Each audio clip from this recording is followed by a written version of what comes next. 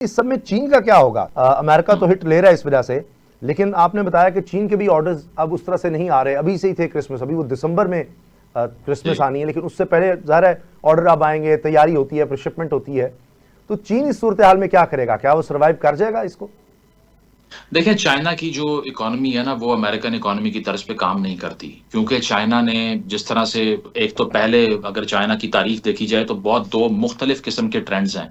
पहला तो बिल्कुल एग्रीकल्चरल इंडस्ट्रियल इकोनॉमी बनाई उन्होंने माओ जेतंग के अंदर, और जितनी देर तक वो जिंदा रहे तब तक चाइना एक पेजेंट इकोनॉमी थी, वो इंडस्ट्रियलाइजेशन के प्रोसेस पे आ नहीं सकी।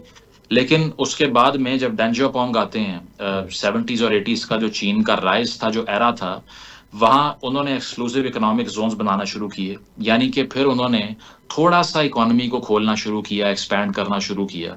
लेकिन अब भी चीन को कोई कॉस्मोपॉलिटन या फिर टूरिस्ट टाइप की इकोनॉमी नहीं कह सकते। उसकी वजह यह है कि वो ग्लोबल मार्केट्स को सेल तो कर सकते हैं, लेकिन उनके अंदर कंजम्पशन का वो ट्रेंड अभी नहीं है। इसीलिए कि चाइनीज सोसाइटी को समझना इतना आसान नहीं है। तो पहली चीज ये है कि चीन के लिए जो अल्टरनेटिव्स हैं, अब चीन के अंदर स्ट्रिक्ट ब्यूरोक्रेटिक कंट्रोल है इकोनॉमी का। इसीलिए वहां पर इकोनॉमी जो है वो कोई फ्रीली फॉलिंग चीज नहीं बन सकती। अमेरिका तो प्योरली एक कैपिटलिस्टिक और लेजे फेयर इकोनॉमी है, जिसमें सर्टन ऑर्गेनाइजेशंस जो हैं वो स्टेट से भी ज्यादा मजबूत हो गई हैं। इलॉन मस्क की एग्जांपल देख लीजिए, उसको किसने वोट दिया है? किसी ने नहीं। लेकिन जो उसकी से है वो अक्सर ट्रंप की से भी ज्यादा इंपॉर्टेंट है, कि वो मुल्कों के दरमियान मीडिएशन करवा रहा है, वो इंटरनेशनल ट्रिप्स पर जा रहा है, और उसके कहने से लोग फायर हो रहे हैं और रखे जा रहे हैं।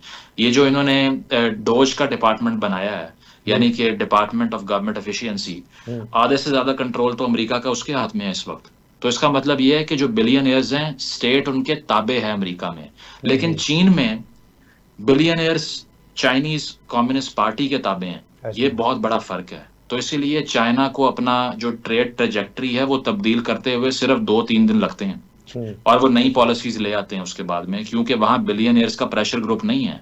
आप देख लीजिए, जो अली बाबा के चेयरपर्सन थे जैक मा, उन्होंने चाइनीज जो एक बैंकिंग सिस्टम है उस पर क्रिटिसिज्म किया, और उसके बाद में उनके लिए कारोबार करना मुश्किल हो गया था चीन में। उसकी वजह यह है कि चीन स्ट्रिक्ट ब्यूरोक्रेटिक कंट्रोल से इकोनॉमी को रन करना जानता है। तो मेरा ख्याल है कि जहां चीन के लिए भी ऑब्वियसली डैमेज होगा इस चीज को लेके, लेकिन चाइना की जो अल्टरनेटिव मार्केट्स हैं वो बहुत ज्यादा दूर तक एक्सटेंड करती हैं।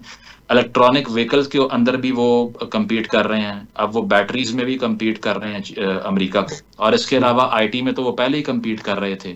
इसीलिए ट्रंप के लास्ट टेन्योर में आपको याद होगा, जो एक बहुत बड़ी चाइनीज कंपनी थी हुआवे, उसके अगेंस्ट सैंक्शंस लगवाई ट्रंप ऐसा ने। ही है। टिकटॉक के अगेंस्ट सैंक्शन लगवाई अभी रिसेंटली।